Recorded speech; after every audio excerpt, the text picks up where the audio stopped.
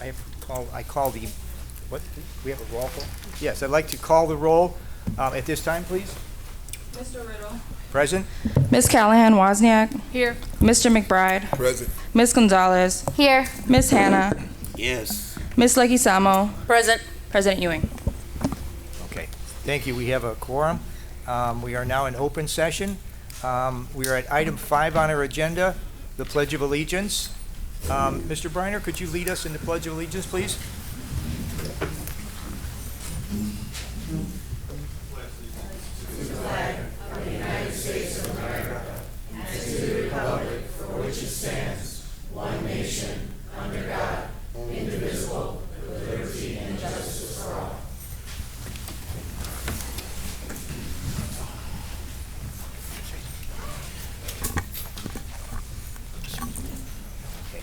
Okay, so we are at item 6A, and the president's report, he has, as I said, he's not here, so he hasn't given us a president's report to put on, right? He doesn't have a recorded one either. Our student board member, I see, is not here, Joanna Gutierrez, and I did not get a report about her that she wanted to give at this time.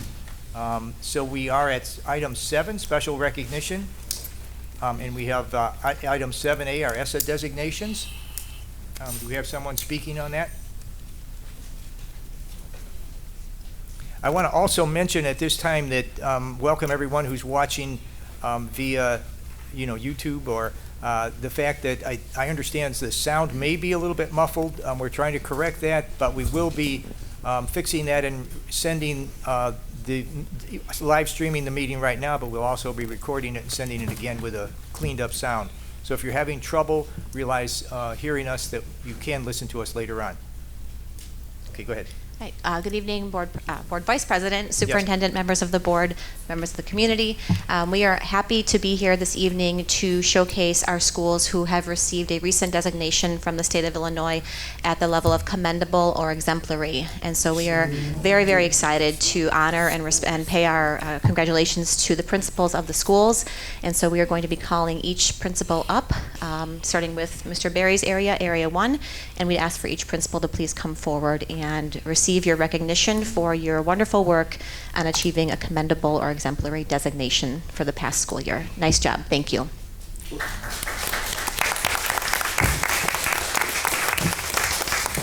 At this time, we would like to recognize Principal Ruiz from Glen, Florida.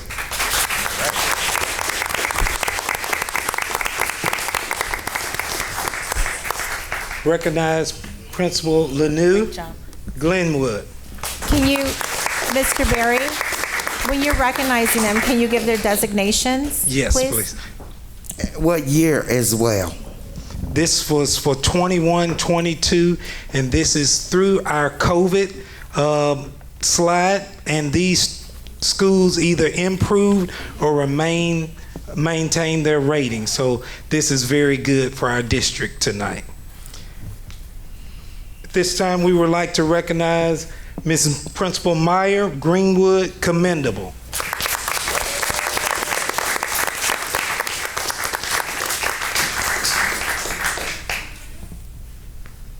We would like to recognize Principal Carr, Hyde Park, commendable.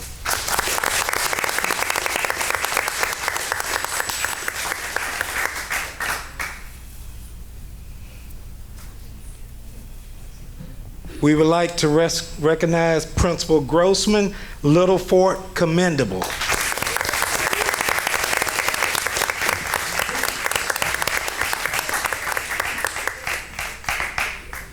We would like to recognize Principal Siegelak, Washington Elementary, commendable.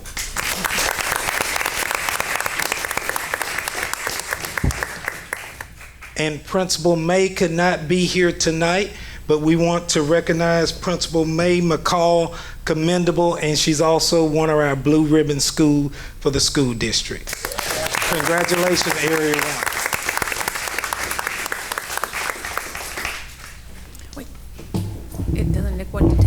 doesn't Nick want to take a picture of all of them? All right, moving on to Area 2. Don't go anywhere, because once we call the other area, we'll bring them all back for a Perfect. principal No, that'd be case. wonderful. And Ms. Patty, can you clarify, this is the second highest designation the state gives? Is that correct? Exemplary is the highest designation for the top 5% of schools, and commendable is the next the second highest designation for I thought our it was schools. 10%. Yes. Thank you. This next school, really want to give an extra little bit of a shout out, if I may. Carmen Buckner Elementary School had been considered an underperforming school for decades, and with the leadership of Mr. Silva and the hard work of his staff and teachers, Carmen Buckner is now considered commendable. Congratulations, Robert.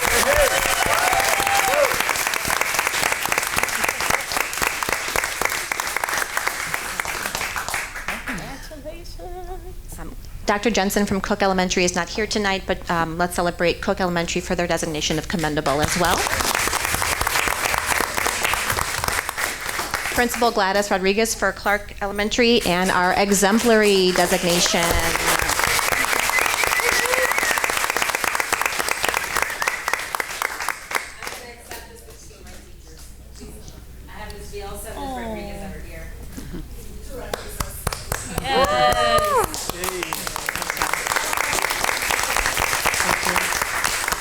Miss Sandy Johnson, Clearview Elementary, commendable.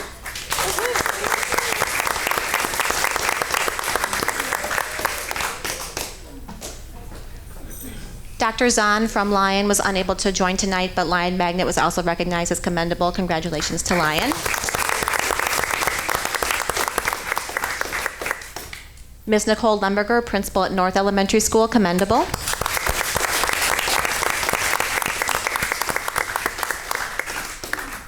Principal Andrew Kramer, principal at Whittier Elementary School, commendable.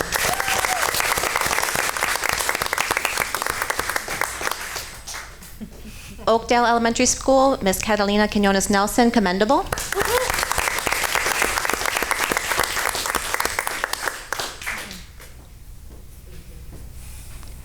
And another shout out, we have had a high school who has had gone through its share of struggles, but through a lot of strong leadership and some great work. We would like to honor and recognize Mr. Daniel Hill, Ms. Flor Carter, and Mr. Timothy Briner for the work that they completed at the high school this past school year. Commendable rating for Waukegan High School.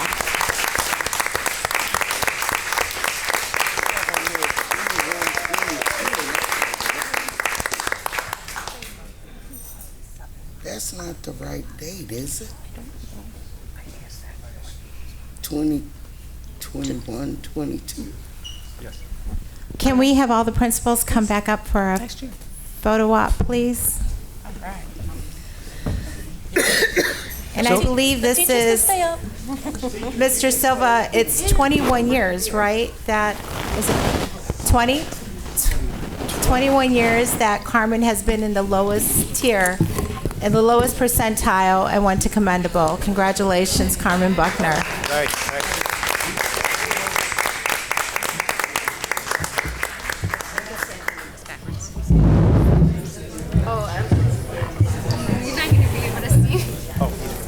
Oh, yeah.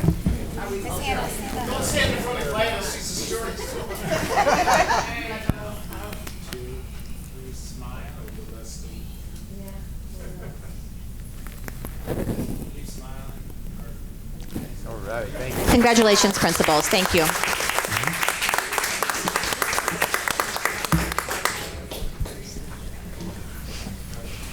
Okay, all right. Okay. I want to thank all of our principals that you saw up here. They've done a tremendous job. As you can see, receiving the second highest designation. So that's all of our elementary schools this past year and the high school. So thank you, principals, and all the staff that you have, all the wonderful staff that have done such a tremendous job this past year. Really, let's give them another round of applause.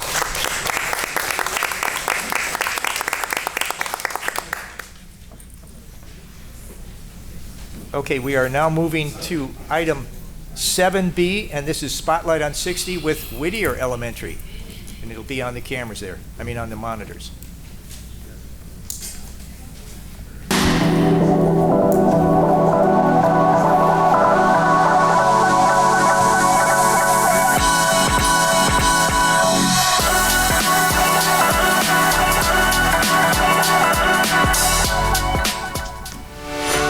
Hi, I'm the proud principal here at Whittier Elementary School. We are currently an International Baccalaureate Candidacy School. We are currently on track to receive our accreditation at the conclusion of the 2023-24 school year. IB is a type of school that learns through inquiry, and the students, it's more student-centered. The students are discovering the knowledge themselves through projects, through experiments, through investigations. And a huge thing that I've noticed is that the students are a lot more engaged when they are discovering the knowledge themselves rather than a teacher just giving them the information. In our classroom, we're learning about communities. I think having a group of 23 kindergartners who've never had school experience before is always a challenge at the beginning of the year. But IB and the planning that we do has made it more engaging for them. What do you notice, Jasmine? You mean it's not all the same color? That does happen. Now, Ashton, when we were changing, he whispered the question he had to me. Would you say it again for us? Why don't we change color? Wait a second, did you hear his word, Scarlett? The what word? Can we all say it? Why do leaves change color? We know that they do. Do we have proof? Yeah! We have proof in the pattern. It's a lot of hands-on answering the question why and digging deeper. I like about it because we get to discover things, we make models, and we do a lot of experiments. So now how can students really own their learning? So being more hands-on, the teacher kind of stepping back and taking a little bit more of a coaching role, so that way students have a chance to really own their learning. This year I wanted to see if students could design some of that, which really aligns with the heart of Next Generation Science Standards and connects really well to our IB work. So I was asking students, how would we test these things? And in the past, we just tried to get air out of a plastic bag and see if we could grow a seed without air in that way. But one of my students actually said, what if we planted a seed in a vacuum chamber? I've never had someone suggest that in class before, but I did happen to own a vacuum chamber, and so I said, great, you're gonna do that, and we're gonna see how it goes. This is an ongoing process of reflection, inquiry, and action. We are creating thinkers and problem solvers that will be able to compete in an ever-changing society. And we couldn't be more proud of our teaching staff and district for the commitment, dedication, and belief in this amazing work. IB has really meant a lot of teacher time spent thinking about what we can anticipate our students asking and wanting to explore that really ties to the standards, but then being flexible as well for students to be able to pose questions and then bringing that into the classroom and saying, you know what, let's investigate that. Let's see what we can do to learn that material. So it's been really exciting to see the students not just excited about the content, but the whole process. And I think that as we continue to grow in this way, it's going to be really cool to see what our students can come up with.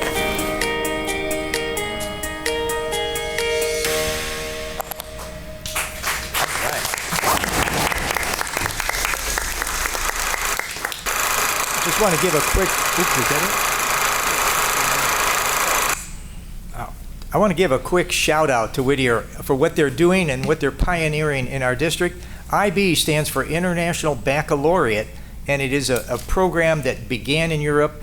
It is international. The kids learn all around the world, and as some of the teachers are getting excited about it, and the teacher sees themselves more as coach, and the kids become thinkers and problem solvers. So it's going to spread from Whittier to some other schools in our district.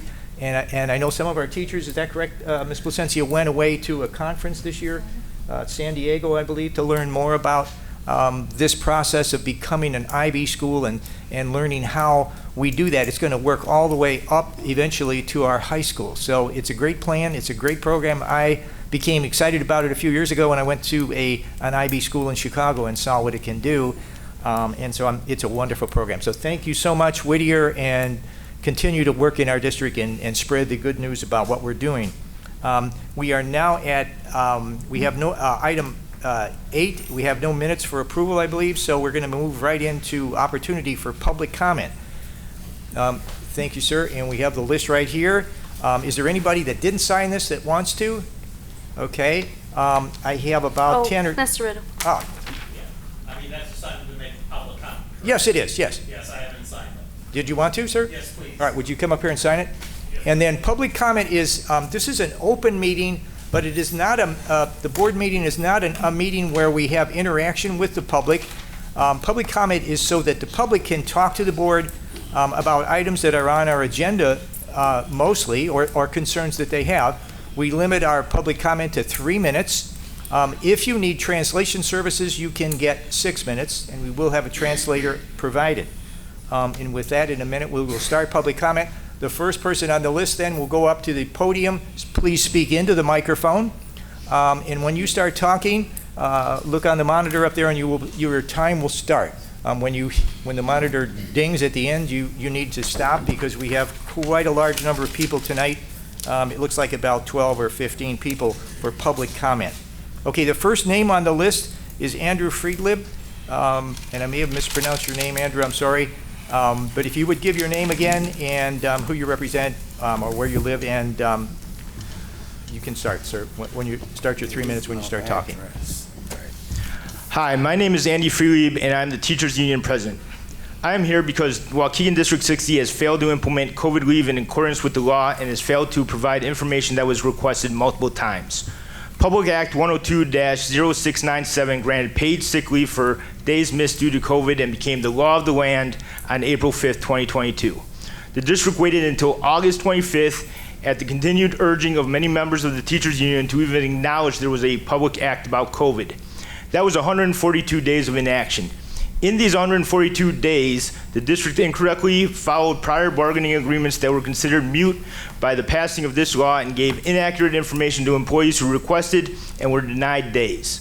Another consequence of the district's inaction is that many employees who left during the 142-day period never received instructions on how to get their days or lost wages back in accordance with the state law.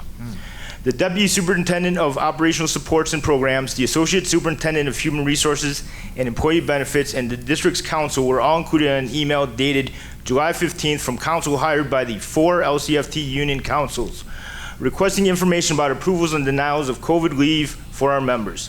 This letter also pointed out that the district was not in compliance with the law. The only response that came from that email was any communication should go to the district council for these types of requests. When another request was sent by the union's attorney later that summer, the district's council responded in an email dated August 15th that the information would be given by the end of the week. It never came. Yet another email reminder came from me that included the superintendent that was dated September 14th, but the only response from this one was the legal counsel saying received. In the same September 14th email, I showed that the district is making a clear violation of the law by denying anyone hired after April 5th in their COVID leave benefits. Once again, the only response to this email was received, and the district continues to harm employees without giving them this benefit. I have many other violations that I do not have time to go into in this 3-minute period. I am not aware of any other school districts in Lake counties that have so egregiously violated the law. Based on the lack of information requested and refusing to follow Public Act 102-0697, the Waukegan Teachers Council has been left with no other choice. We have officially filed an unfair labor practice with the Illinois Education Labor Relations Board, and I'm officially requesting a 0-step meeting per our contractual grievance process for diminishing sick days and wages. I request this meeting to be with the superintendent and look forward to receiving her reply within the contractual timelines. Thank you.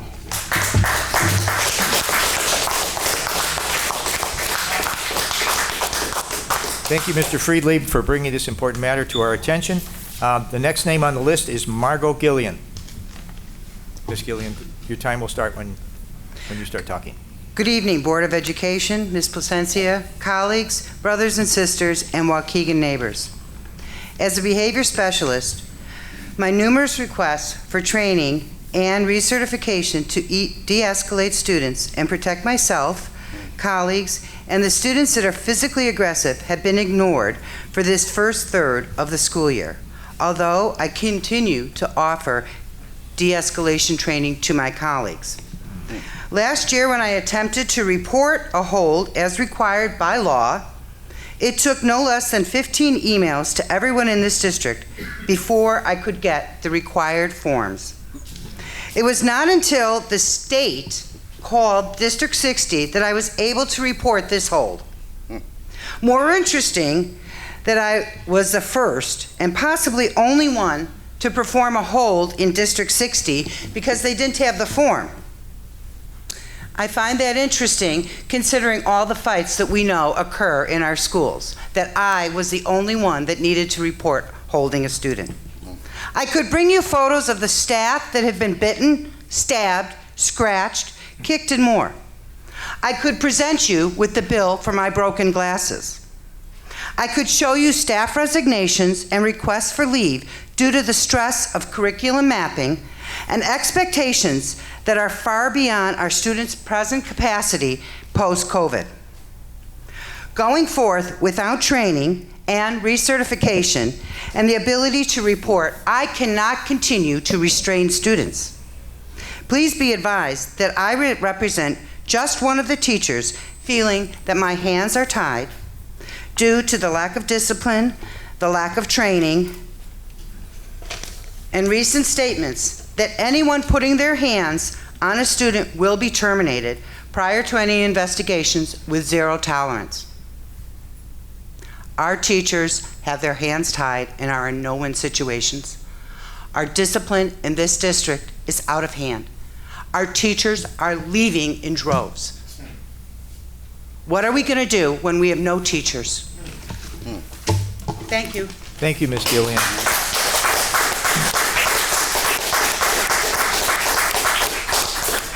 And that is another serious concern being brought to the board, and superintendent is taking note of that, and the board is going to be very interested in that. Katie Butler, I may have said that wrong. Is it Katie? It's Katie. You passed, Katie? Okay, thank you. And Chester.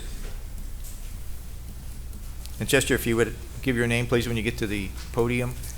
Chester. The last name, too, please. Thank you. Okay, a friend of mine foiled the credit card of Teresa Presente. And Kathy responded with, she gave some of the information, but she denied a lot of the information what Presente spends the money on. So as taxpayers, we have to know where every penny of our tax dollars go when she spends it. So like she takes a flight to Florida or whatever, we would like to know that where all the money is being spent. Then also, the understanding is that Teresa Presente might have a couple credit cards. So we would like to know if it's true or not. Do we have to FOIA that or what?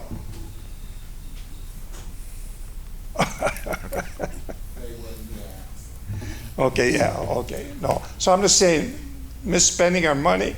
She makes $500,000 a year, and she uses our credit cards for everything. So I think that's a sham and a waste of money. Okay. Okay. Thank you, Mr. McCrowski. Thank you for that. Next name on the list is Renee Puri.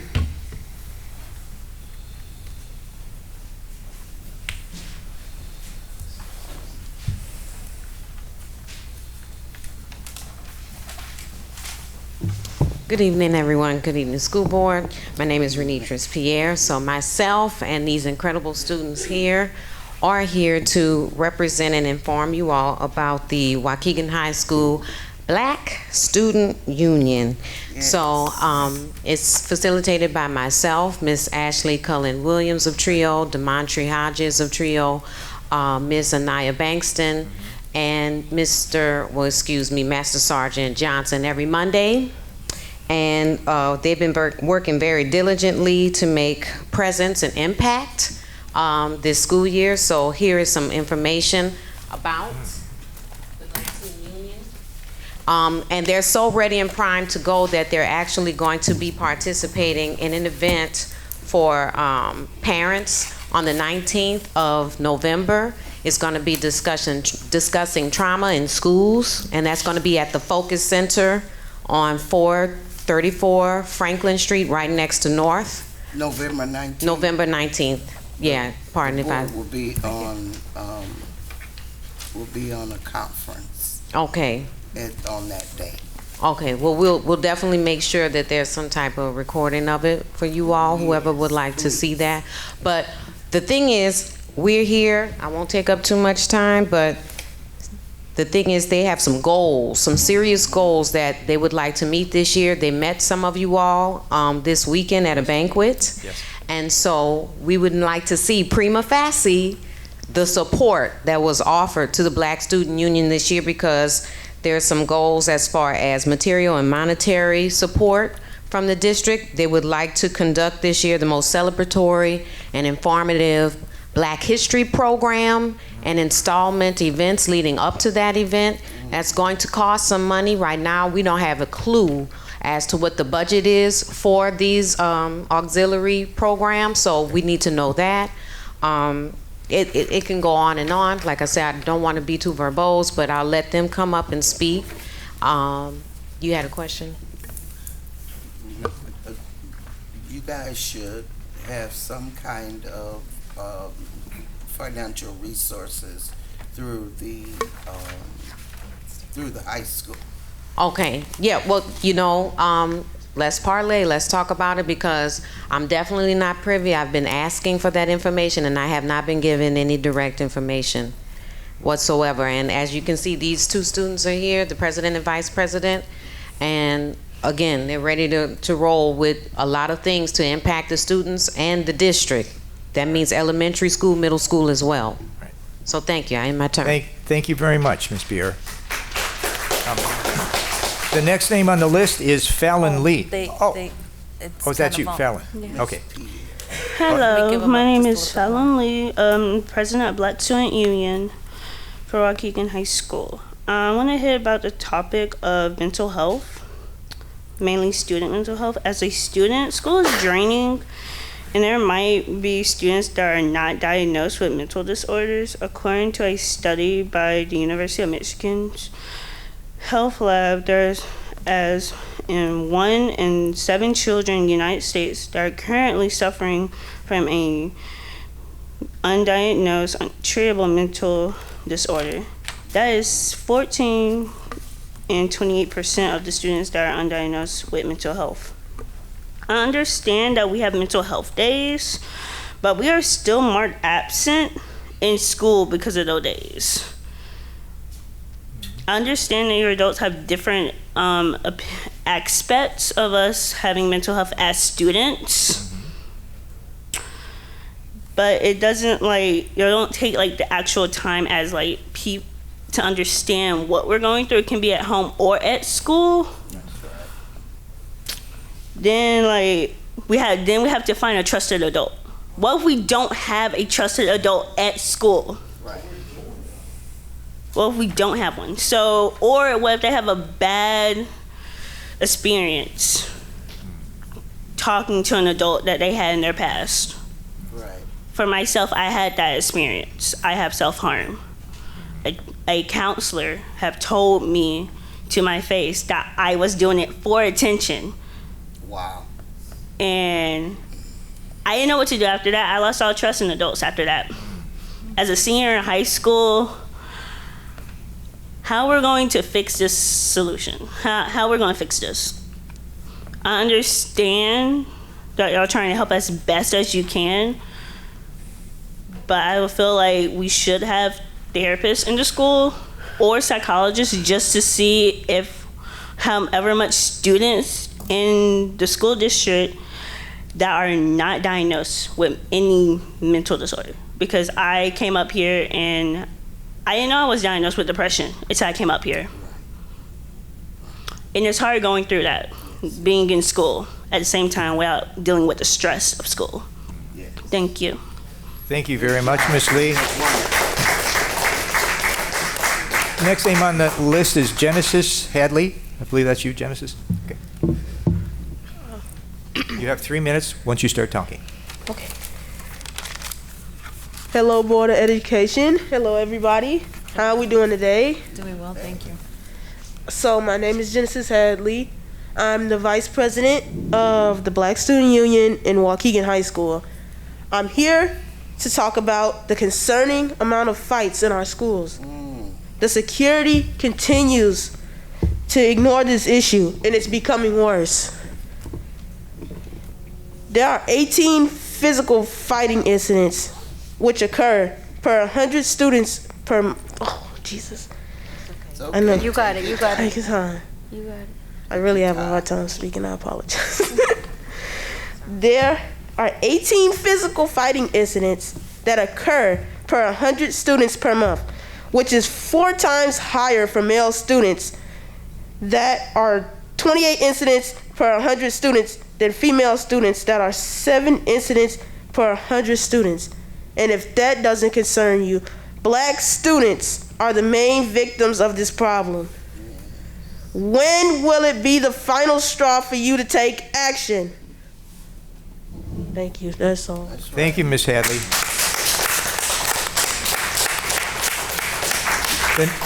The next name on our list is Ms. Witherspoon.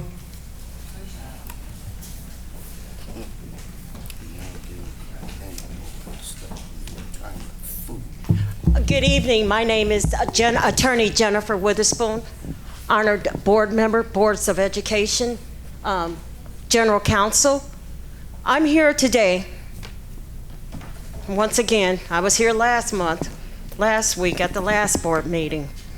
According to 720 ILC 5-10-1, kidnapping occurs when a person knowingly and secretly confines another person against his or her will using force, threat of force, deceit, enticement.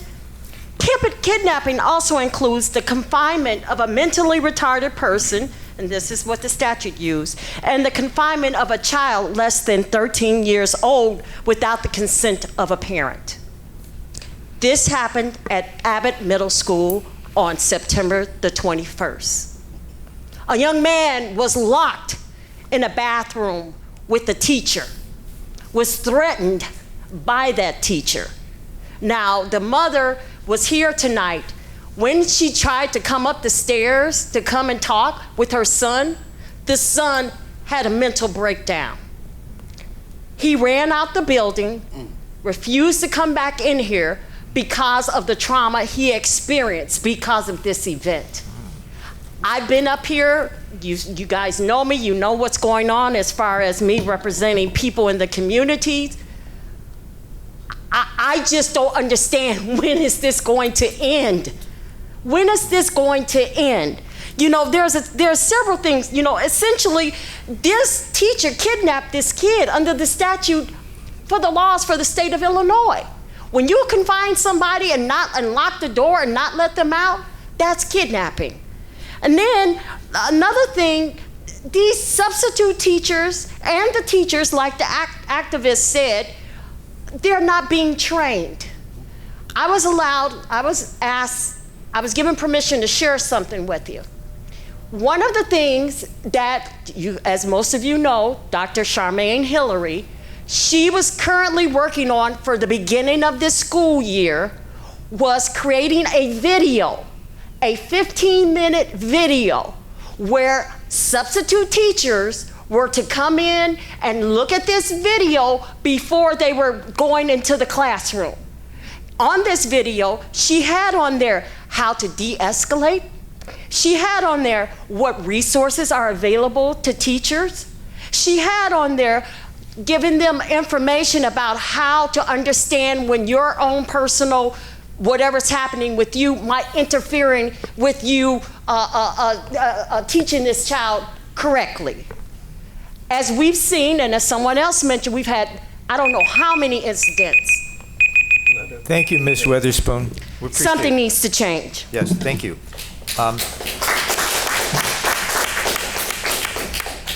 Ms. Thompson? Ms. Thompson, are you here? That may be the lady that you were speaking of? Ms. Thompson? Oh, yes. Yes. She left okay. because she couldn't. Okay. Her son couldn't take All right, thank you. Mark Shinken? Shinken.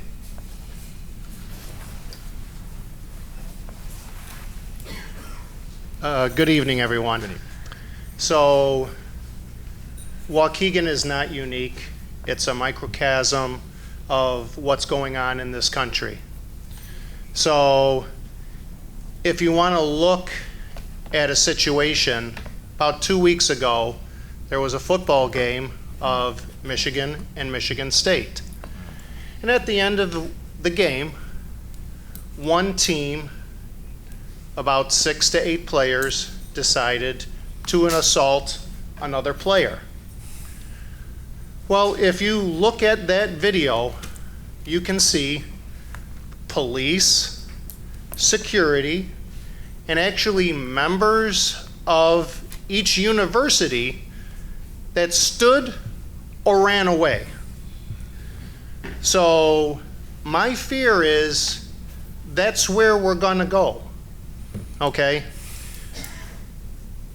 Within this past week, I've known a couple of staff that stood between two students as a human shield that wanted to beat the heck out of each other. We're on a slippery slope. Do we want the staff to act like the police, security guards, and the staff of the schools and turn away? I'm not going to get involved,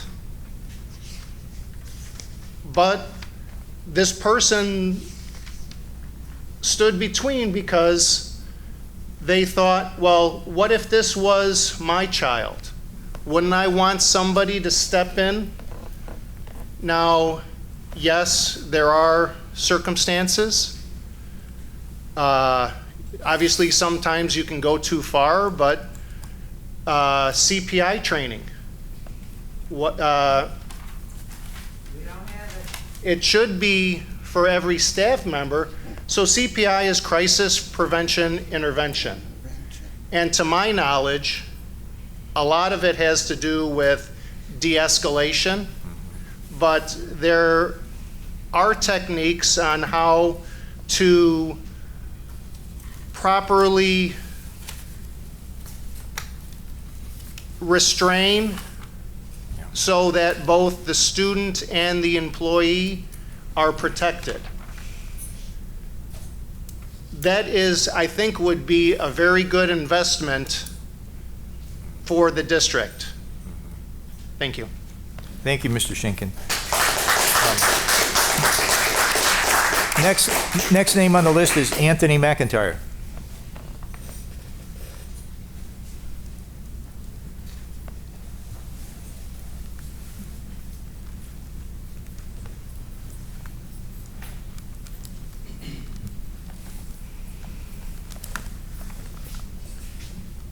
Good evening, everyone. My name is Anthony McIntyre, founder and CEO of the Ant Mound Foundation.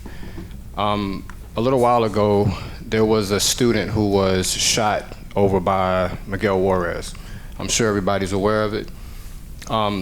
There's a uniqueness about this situation that I don't believe is going to be uncommon if things continue as they are, which is that this student who was shot was suspended from school. He wasn't in school, he was suspended. I assume that the thought process is that he would be home. The thing about suspending kids, the way they're being suspended, is that that's how the school to prison pipeline is filled with pressure. And the pressure on the school to prison pipeline is full of students, right? There has to be some way in which we can find alternatives for these suspensions. There has to be a better standard for why it is that you guys feel like a student should be suspended. SB 100 seems to be pretty clear when it comes to interventions and progressive discipline and things of that nature, and I think people need to pay better attention to it. Where those options exist, you should use them. Where they don't exist, you should make them. But I think that's something that everybody has to take a little bit more serious. Listening to a few of the others before me, I don't know how things are properly investigated in this district. I really don't, and it's troublesome because you have a lot of concerns that people bring to the table, and I'm not certain if they properly know, for one, if it's being taken serious, and for two, Did they even go to the right person? Because staff members are not better than the students. If they do something wrong, they should be called on it. And we hold these kids to a standard that we won't hold ourselves to. It's not okay. And I think that before long, it's going to catch up with us. Sooner or later, these students are going to be voters. I mean, they'll be your bosses at one point in time. So I would hope that you guys will respect them a little better. The supposed investigations that go on, I would like a little more clarity on them. And I would like for somebody to tell me who is the person, what is the department that is responsible for the investigations of matters that are brought forward to the district relevant to staff members, specific to staff members. Because we clearly know who does the investigation with students. You got a whole bunch of options of who investigates students, but I don't know what's going on with the staff members. And the consequences to those staff members sometimes is kept private. Maybe you should FOIA. I've done a lot of FOIA and I'm waiting on responses. Thank you. Thank you, Mr. McIntyre. Next name on the list is Christine Lensing. Christine? Oh, there's Miss Lindsay.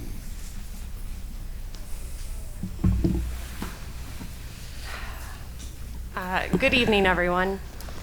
I do want to take a moment to thank Mr. McIntyre and using his foundation to provide a platform for the regional superintendent to come and speak to community members, stakeholders, parents in this district about some of the things that he as a regional superintendent is doing to help Lake County. Because if your kid goes to Lake Forest or Deerfield, you should get the same quality education as you do here in Waukegan, in Zion, in North Chicago. We're not seeing that. That's right. Dr. Karner also provided insight as to different programs that office offers. He says he sends out newsletters and he has confirmation that our superintendent does read them, but he also sends out other emails full of information and resources, and he couldn't provide me that same information. There is a base program that our district can be using, behavioral, academic, social, emotional. Some of these problems that these parents and community members are crying about, our students are shouting for you to listen to them, can be solved if we use the resources available. Yes. And we're not doing it. We're spinning our wheels. We're creating new things. There are systems already in place that can benefit our students. That's right. How many of our board members knew about the BASE program? Okay? Does our superintendent know about the BASE program? Then why aren't we using it? That is shameful.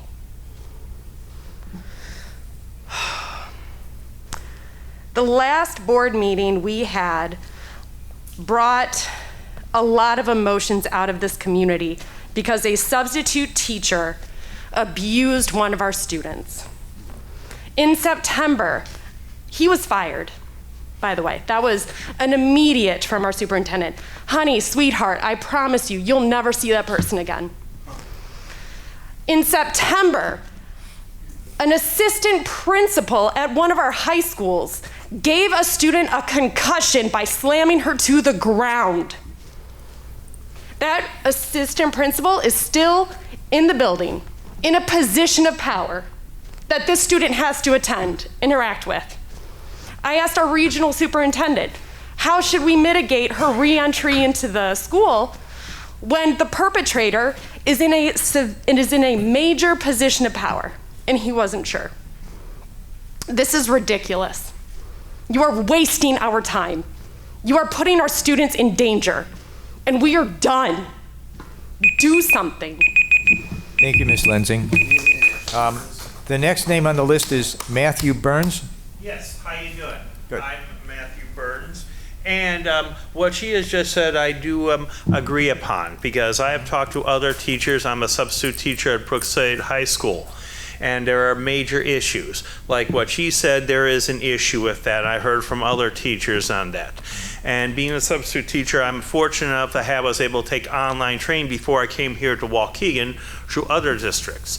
So I know how better I'm able to handle these students. The problem is a lot of these students, as being a substitute teacher, they treat us like dirt, virtually. They don't care. They know how to push the buttons, how to do the thing. It's what they can do to get out of work. And particularly, I am upset that I wish we get better lesson plans on how to handle some of these particular students in classes. One, a particular algebra class to a teacher, he gives us issues of certain students' periods, at least general, what's going to happen, how to do it. But we need more backing, and also I need help from other teachers too to help us with these problem students, because I had a student here harass me and would follow me around, get other students to tease and taunt me, and they know they can get away with it here. And I'm telling them to back off and go to your classroom there. And these teachers, our teachers here, want to help me to intervene or something like that. Because I'm going here and these students who are not supposed to be in classes come here and waltz around and start taking things. I say, please get away from the desk and everything.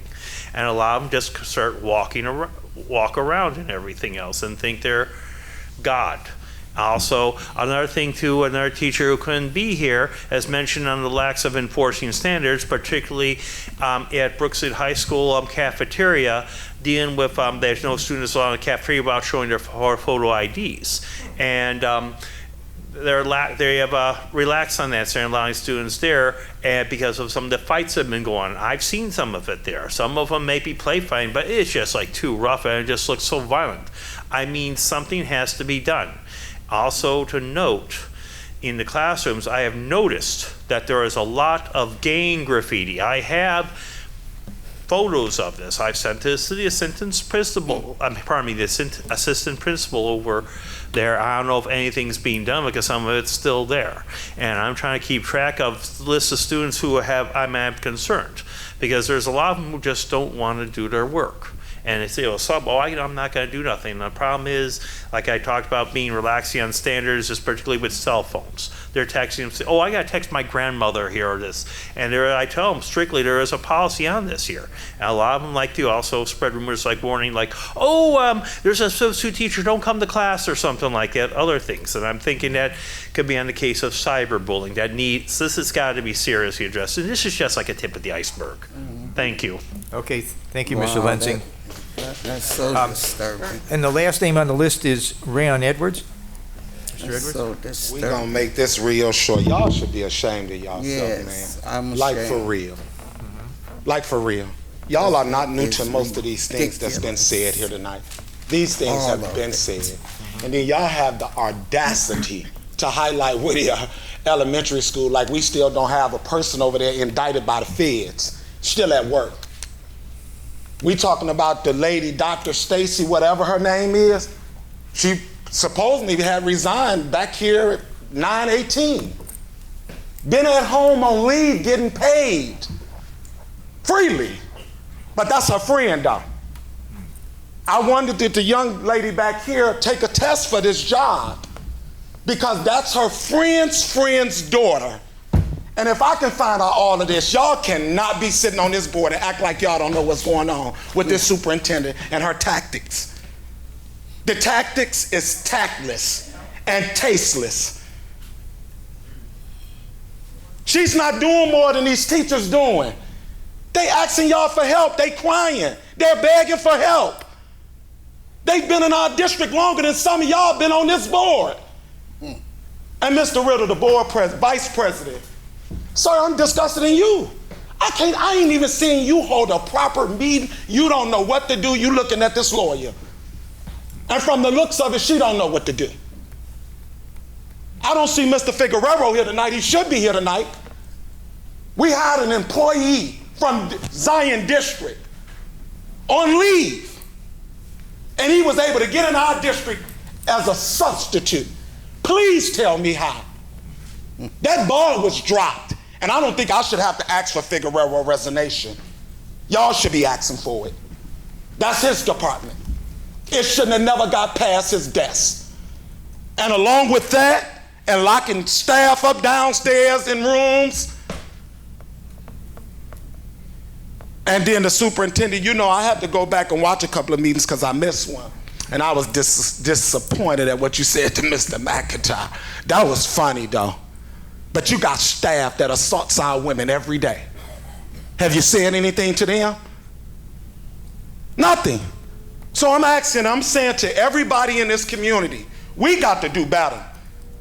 You teachers that's upset and tired, we need a vote of no confidence for this board and the superintendent. They are tearing our district down drastically and fast. Now, if I'm a community member and I come up here with solutions, and y'all supposed to be the professionals, we got principal day tomorrow, and I see one board member on that list. Where the rest of y'all at? With y'all good asses. Y'all don't even go in our schools, but you making decisions about them. Maybe you just go learn about them. Maybe you know how to make decisions about them. All right. All right, that ends our public comment for tonight. Thank you to everyone who... Thank you to everyone who had an opportunity. Thank you, Mr. Edwards. But that's your friend. All right. That ends public comment for tonight. We thank the public who came with their concerns. We will look into those. We appreciate your being here.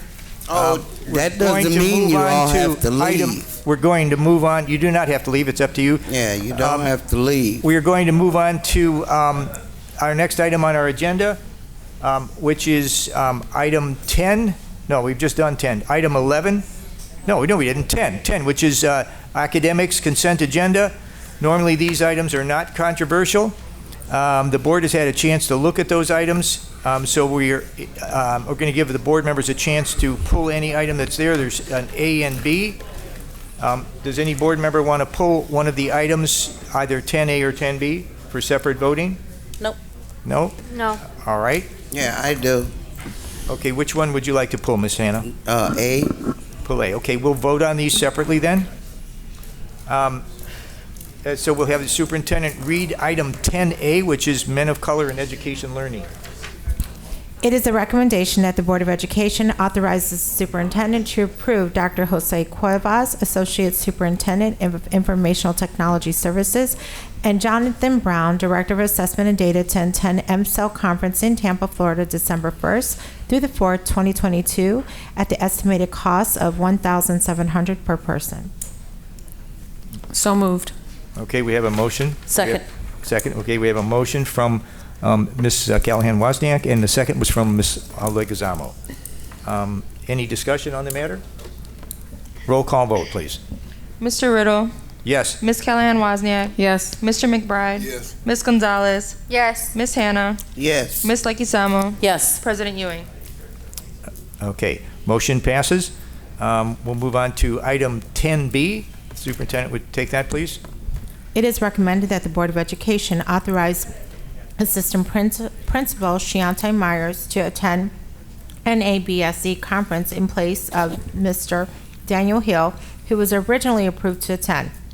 The conference is in National Harbor, Maryland, from November 30th to December 4th, 2022, at an estimated cost of $2,200 per person. Cost includes airfare, lodging, registration fees, and per diem. Okay, is there a motion on that? So moved. Okay, I have a motion by Ms. Leguizamo, a second by Ms. Callahan-Wozniak. Is there any discussion? Yes. Go ahead, Ms. Leguizamo. The comment I have here is for the superintendent. Superintendent, I had asked last time that hopefully someone from each of the schools that have the designation in their ESSA of Black students as their subgroups should attend this conference. And I was wondering if has the team already considered that, spoke to the principals on that? We leave it up to the principals of what conferences they feel that they want to attend or would be levers of change for within their buildings. And so whoever asked to go to this conference has been brought to the board. Is there a way that maybe we can reach out to those principals and just kind of put that, I'm pretty sure they're aware, but I just want to make sure that that dialogue is there, because I would like for them or some representative of, at least at that school district, to go to that conference and bring back some information that maybe they would learn at that conference to those schools. It's something, yeah, we can look into. We'll look into that. Is coming up very quickly, though, November 30th. And The conference. NABC is not one that I would have staff attend. More, it would be, my recommendation would be CUBE, the CUBE conference. I also need to see if registration has shut down, so I need Right. time to investigate it. So this is like Wazama, if you just give me time, I'll look into it. Okay? Oh, yeah. I mean, if not, I mean, I like the suggestion for CUBE too. CUBE is a phenomenal one. That I know registration has shut down. Oh, it has. Right. It's such a hot one. It's a really good one. Okay, thank you. Thank you, Mrs. Leguizamo. Any other discussion on that? Motion, roll call vote, please. Mr. Riddle. Yes. Ms. Callahan-Wozniak. Yes. Mr. McBride. Yes. Ms. Gonzalez. Yes. Ms. Hannah. Yes. Ms. Leguizamo. Yes. Okay, motion passes.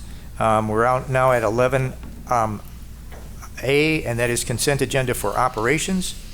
This is the approval of the facility waiver request for the family of Emmanuel Gator. I make a motion. Okay, we have a motion from. That we have a motion, and I'm not sure who from Ms. Hannah, and a second by Ms. Hannah Mr. was going to say something Ms. first. Leguizamo. Yeah, I was going to say. Oh, go ahead. Go ahead. Go ahead. I make a motion that we approve this recommendation for the services for Emmanuel Gator. He was one of our good basketball players. And it's very sad that we lost him the way that we did. It is very tragic, Ms. Hannah. Thank you. And I believe there was a second on that motion. That was Ms. Leguizamo. Did you second it? Yes. Okay. Is there any other comment on this? I'd like to say that we're doing it retroactively, but I'd like to see these come forward beforehand, if at all possible. Yes. We did have a meeting that we could have addressed this if we had known the date, I guess. Yes. I'm not sure if we actually had that was a committee meeting though, wasn't it? I think it was a board meeting. Okay, because I was looking at when this came through and it looked like it was. I've been asking that for a while, maybe now that you did. Right. Charlotte, it'll happen. Right.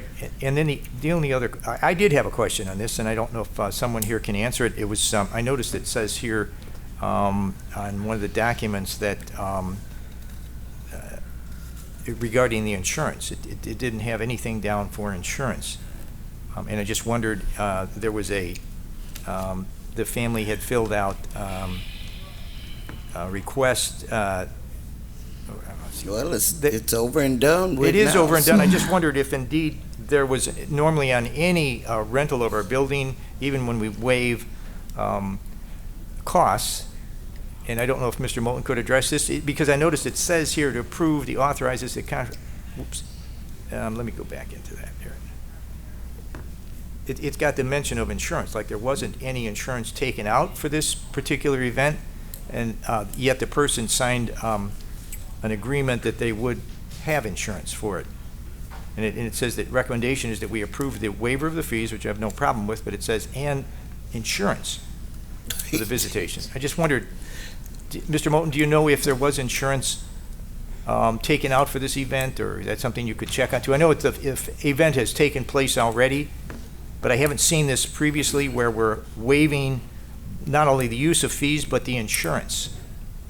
Is that why the hold harmless? Pardon me? I mean, I guess like a side question, is that why the hold harmless document is in there? Yeah, the hold harmless document actually says, if you read it, it says that they will buy insurance. They will have insurance at minimum $1 million, and that's just standard on any of our policies. So the hold harmless doesn't provide insurance. It's just saying you'll hold the district not liable, but we still require, it even says on the hold harmless document that this would be voided if you do not have insurance. And I don't know if We Mr. require- Moulton could speak on that, or if we could just, we Part could of the check it out. paperwork is to do a certificate of insurance, a Just COI. if there was one, if it was just failed to be attached. I guess my request is that if we could just check that out. It's not, it's after the fact, but I just would like to check that out. You don't have to, well, how do you want to respond now or not? I can respond. I just wanted to confirm, we will check that out, Mr. Riddle. We did follow the same procedure and documentation that we did for a previous funeral service at the high school. Right. So we will confirm that. Okay. Thank you. Thank you very much. And maybe just get back to the board on that. Thank you. Okay, is there any further discussion on this motion? Roll call vote, please. Mr. Riddle. Yes. Ms. Callahan-Wozniak. Yes. Mr. McBride. Yes. Ms. Gonzalez. Yes. Ms. Hannah. Ms. Leguizamo. Yes. Okay, motion carries. Okay, we are now at personnel items, item 13A. It is a recommendation that the Board of Education accept the administration's recommendation to approve the appointments and accept the resignations as found in Schedules F990, L937. Also approve the retirement extension request. So moved. Okay, a motion by Ms. Callahan-Wozniak. Is there a second? Second. Second by Ms. Gonzalez. Any discussion on this matter? Roll call vote, please. Mr. Riddle. Yes. Ms. Callahan-Wozniak. Yes. Mr. McBride. Yes. Ms. Gonzalez. Yes. Ms. Hannah. Yes. Ms. Leguizamo. Yes. Okay, motion passes. There's nothing in item 14. I see nothing. Grants for donations. 15, there's nothing. 15 is, no, there's nothing in there. And 16 is financial reports. It is a recommendation of the administration that the Board of Education ratify the first processing of board bills for October 2022 and manual check request payments and Old National Bank insurance payments for the period of October 19, 2022 through November 1st, 2022. The accounts payable board October 19, 2022 through November 1st, 2022. Payments total $1,947,382.76. The manual check request payments for the period of October 5th, 2022 through October 18, 2022, total $560,197.04. The Old National Bank insurance payments for the period of October 19, 2022 through November 1st, 2022, total $1,994,924.92. I make a motion that we approve this recommendation as it is presented. Thank you, Ms. Second. Hannah. Second by Ms. Hannah's made the motion, and Ms. Callahan-Wozniak has seconded it. Any discussion on this? Yeah, the financial reports have been very, the format is good to read. However, there's some items that I'll probably have to talk with the superintendent and the financial superintendent, Ms. Polk, about some clarity on how we are presenting the information and giving it to the board. So I will be talking to the superintendent as well as Ms. Polk about that. Great. Thank you, Ms. Hannah. Thank you for those concerns. Any other further discussion? Roll call vote, please. Mr. Riddle. Yes. Ms. Callahan-Wozniak. Yes. Mr. McBride. Yes. Ms. Gonzalez. Yes. Ms. Hannah. Yes. Ms. Leguizamo. Yes. Okay, motion passes. We're on item 17A, committee reports. Do we have any committee reports? Anyone? No? Okay, hearing none, we move to delegate reports, 17B. Yeah, Mr. I Trump? just want to say that III, everyone, the 17th, 17th through the 20th, and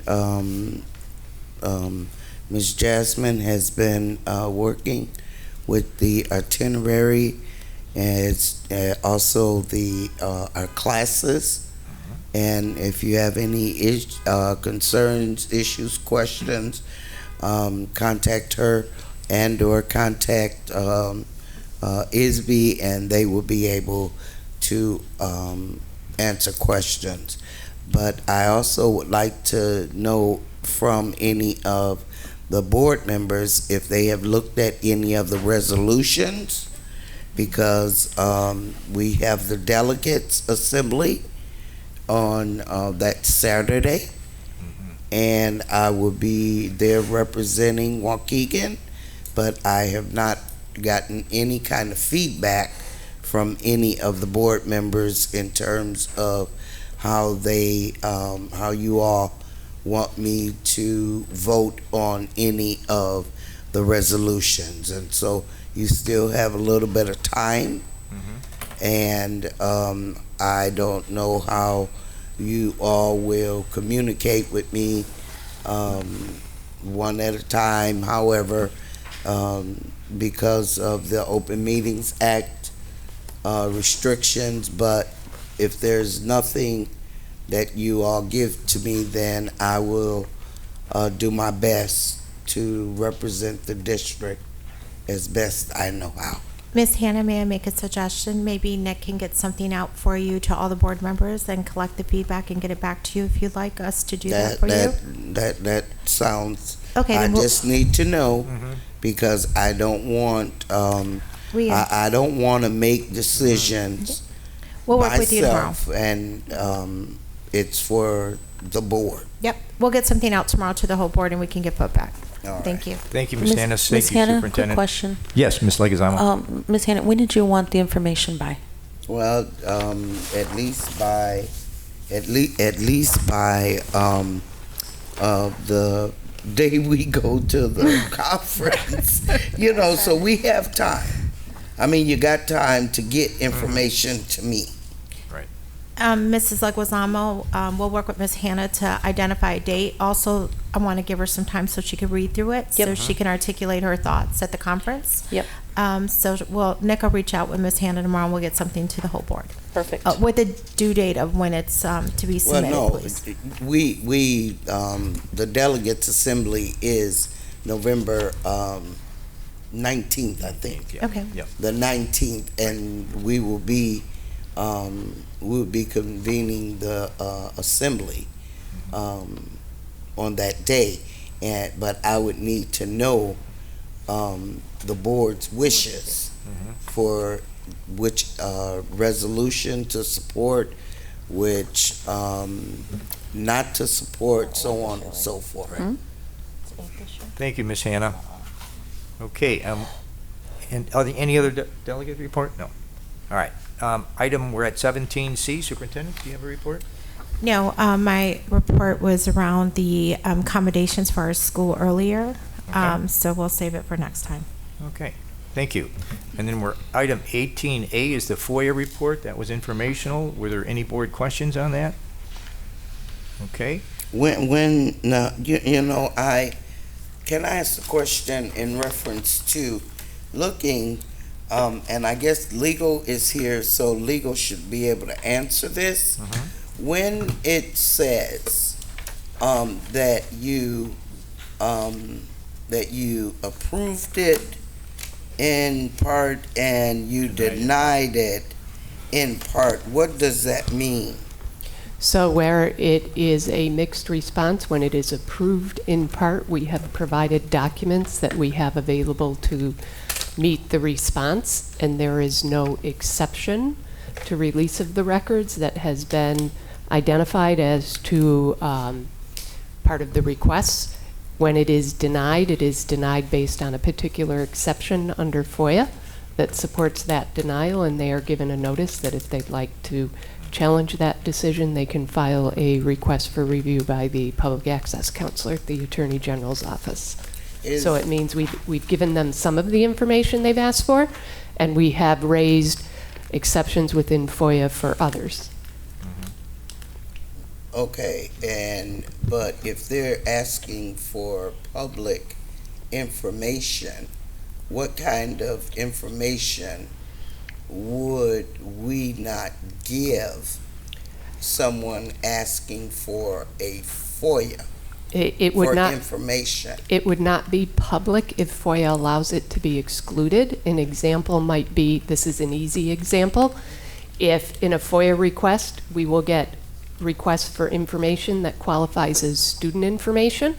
So we deny that based on the exception that it is prohibited from release under law, which is one of the FOIA exceptions. Right, okay, but many of the FOIAs that I was looking at and I was reading, I can't find anything that would be wrong with releasing the information to the public,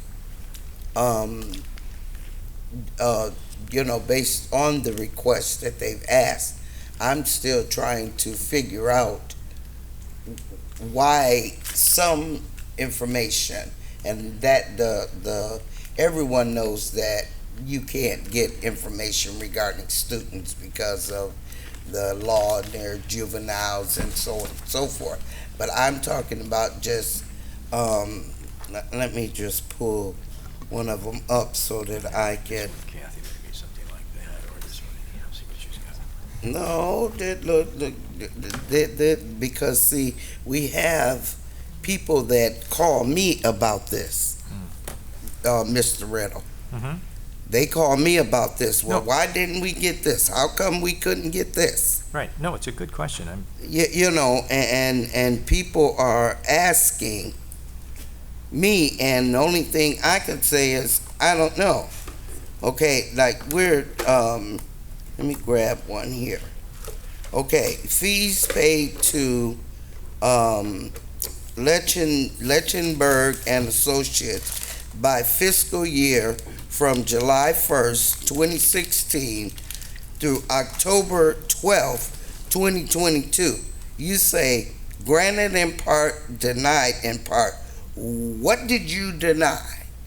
I can't, without pulling that actual report, I can't answer that question. I can share that oftentimes in legal invoices, which would be where we would get those fees, there may be confidential attorney-client privileged communications within the document itself, so we would redact part of that document instead of provide the whole document.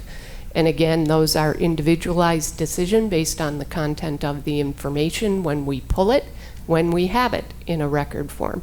Sometimes things are denied because it's not a record that's asked for, it's a question, which is not a FOIA answer. So I would encourage any of the board members, if somebody asks for explanation about why a FOIA may have been denied, that they either, when Ms. Wolf was still with us day to day and readily available, I do believe she tried to answer those questions to the best of her ability or refer them to myself or Mr. Clary.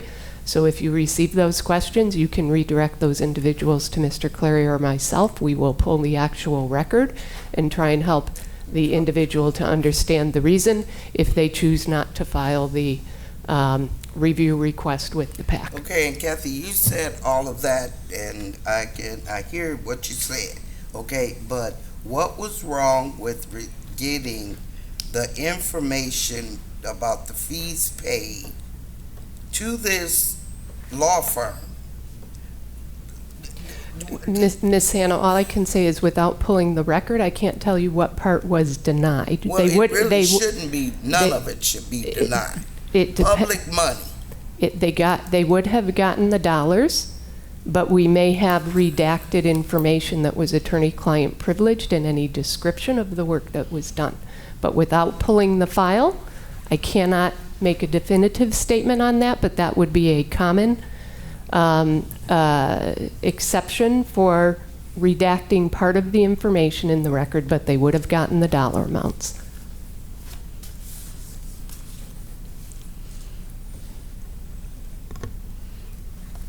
Okay. Ms. Hanna, you're fine with that now? I heard what was said. Okay. Fine with it, no, Okay. but I'm done with it. Okay, thank you. All right, and we're at item 19, old business. This is item A is engagement of legal services, Lichtenberg and Associates. I think that's just an informational, oh no. No, it isn't. We're supposed to vote on it. We're gonna vote on it. Superintendent, yes, you want to read that? It is recommended that the Board of Education approve the agreement for legal services with Lichtenberg and Associates in support of immigration visa work for qualified teachers as presented by the administration. So moved. Okay, we have a motion. Second. And a second. A motion from Ms. Leguizamo, a second from Ms. Gonzalez. Okay, is there any discussion on this? Yeah, I just want to make sure that we get exact invoices for this. And this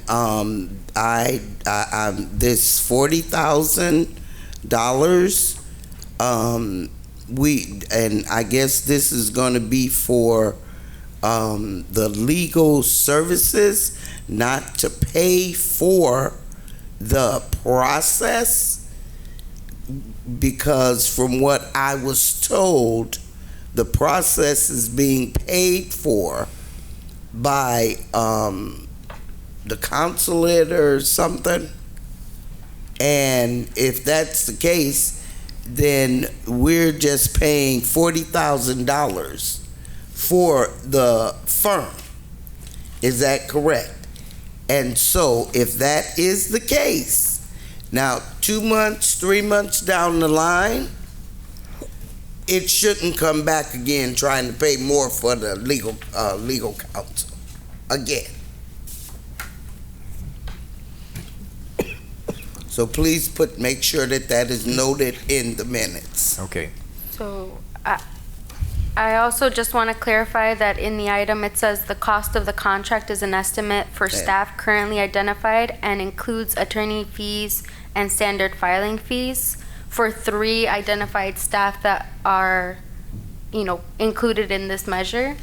If this comes up again in the future, it would be for like a different set of employees that want to pursue this. So then another $40,000 for the attorneys, or for the process? For the council to process different employees to get residency. Okay, so why are we paying for the legal fees then? So the legal fees are associated with the assistance of outside legal counsel to process the immigration visa work. There are certain fees that, processing fees that are required to be paid by the employer. There are other fees that are, the employer can pass through to the employee. So when we talk about legal services, to the extent there are filing fees that the employer must pay, it would include those plus the legal services. The nature of the fees are outlined in the engagement and the attachment of what those fees are. Some are flat fees, some are hourly, depending on what stage the employee is in the process. So we still don't have, this number again is just a placeholder for possibly the money that we are going to pay. This still, again, is not everything. This is an estimate of what it will cost for those currently in process. We do intend to do an RFP in the spring, and we'll come back to the board with the hope that we can reduce costs. We can look at process and procedure and be more efficient and bring these costs down. Call the question. Okay. Any further discussion? All right. Can we have a roll call, please? Mr. Riddle. Yes. Ms. Callahan-Wozniak. Yes. Mr. McBride. Yes. Ms. Gonzalez. Yes. Ms. Hannah. No. Ms. Leguizamo. Yes. Motion carries. Thank you. And we are now at board member time. Ms. Callahan-Wozniak, do you want to start off? This weekend, I attended the high school play, Charlie and the Chocolate Factory. It was a wonderful production. The kids did a wonderful job. I'm told they started out with 42 students participating, and they were down to 18 at the end due to many, many different things. But one of my concerns was that the audio was very poor. The mics were going in and out. We need to do something about the headsets. Okay, thank you. Ms. Leguizamo? Thank you, Vice President. I'll pass. Thank you.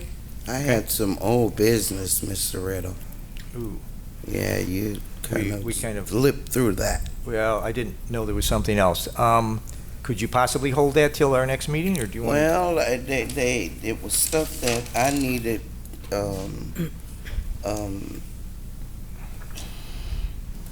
Well, maybe I'll do it at board member time. Well, okay, even board though member they- time is right now, so go ahead. Okay, well, old business, okay, it's actually under old business. It is time for that Morgan report to come before the board because we are far behind. We've been waiting on that report for about four or 5 months now. And I don't think that, I think that they told us that they would have it to us. Like 6 weeks. In 6 weeks. And 6 weeks has been gone and came and gone again. And so my other question is, if they have not done that, are they still on the books to be getting paid until they present that to us? And if so, that means that we had approved, if I'm not mistaken, maybe $27,000 or something for that. But now I'm sure that it's going to cost more. And so we kind of need to get on with that so that we can get that over with. We did get a response about the substitute teacher that's no longer here, but I am still curious to know how come the response that we were given was that the background checks that we do in our school district do not include work history. Come on, who does that? Or who doesn't do that? So we need to look at that Board of Education. How did all this stuff start? How did all this stuff all of a sudden get like this? Look, I'm going past practices. Excuse me, because I'm a little bit, just a little bit. And then last week, there was a threat. There was a threat at our high school. And we did get a couple emails from someone that had did some work, some research on their own. And from what they said, that none of our local emergency agencies knew anything about a threat at our high school. A bomb threat at that. Now, I'm concerned because when did any of our staff become certified bomb technicians to be able to discover a bomb? We're putting them in jeopardy, but we didn't call out the emergency people. They say they didn't know anything about any kind of threat. So that means that the school district did not alert them or even call them. You know, I mean, and that's what they're there for. We don't know if something could have been in there or not. If something had been in there, and everybody say we take things seriously, well, what happened with that one? They'll get back to us with the answer.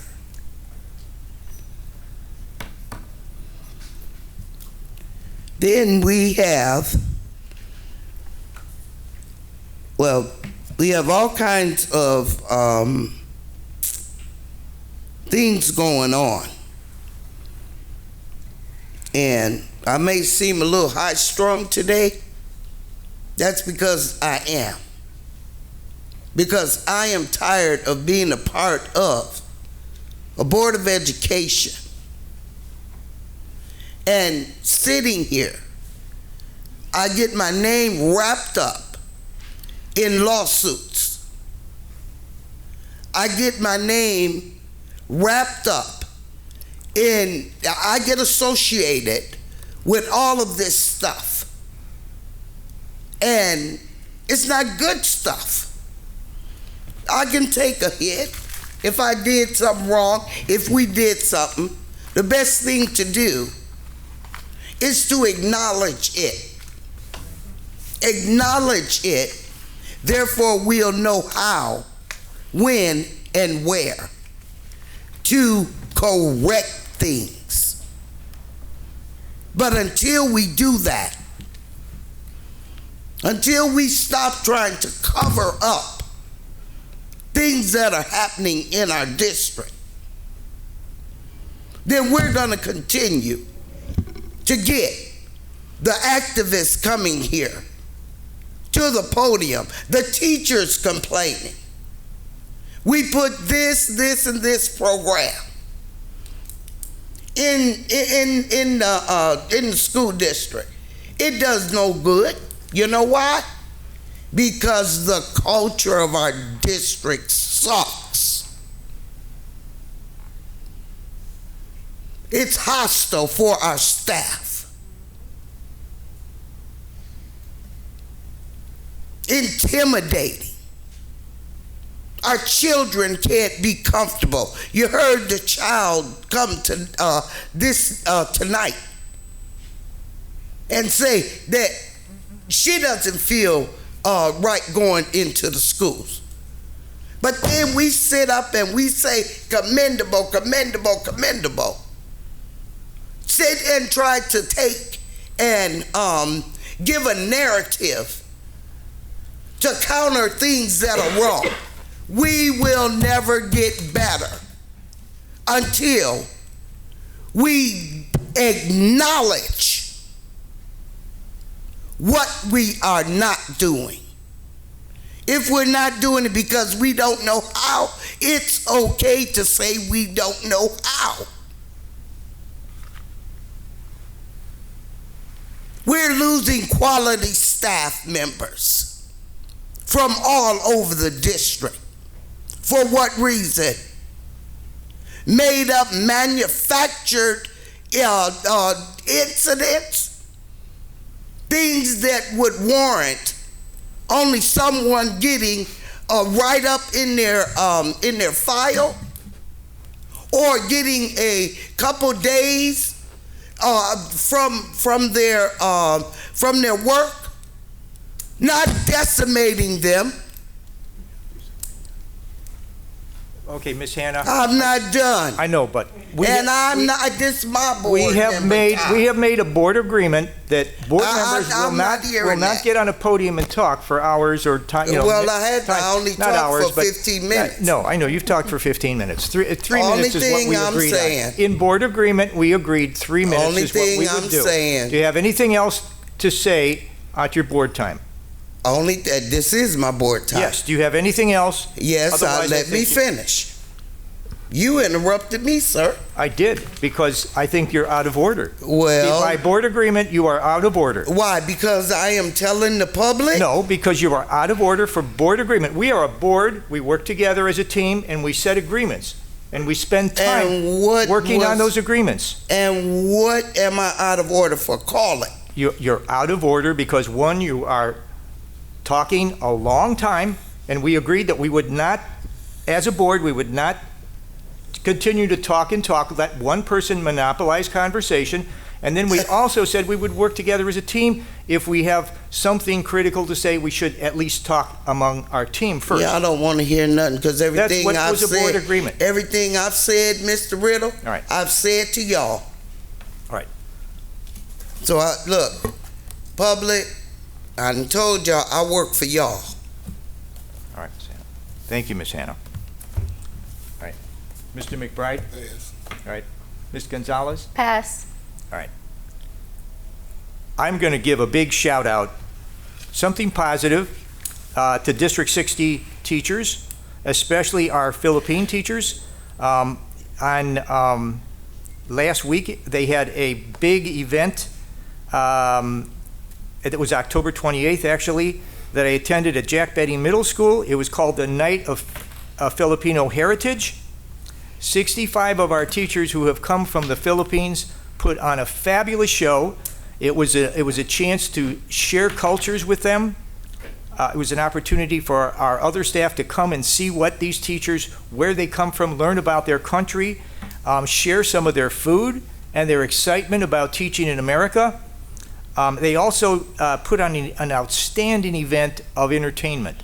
I mean, it was professional. It was just done so well. We had a lot of staff there. Afterwards, I talked to some of our teachers and said, "How did you prepare for this event?"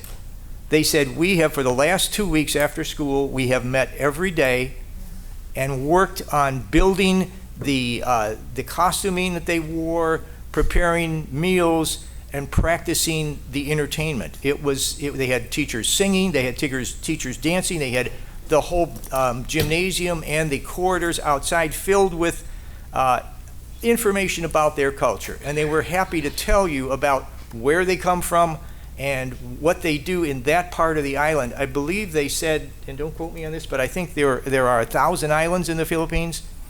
And they had on a map where all the teachers came from, along with their pictures and where they came from. It was a beautiful activity, and I asked them to share that as well with our kids. They did share some of that. They performed some of their dances at our kickoff this summer, or since September, and they plan on building this up and sharing some of their culture and cultural activities with our students. So it just was a wonderful evening.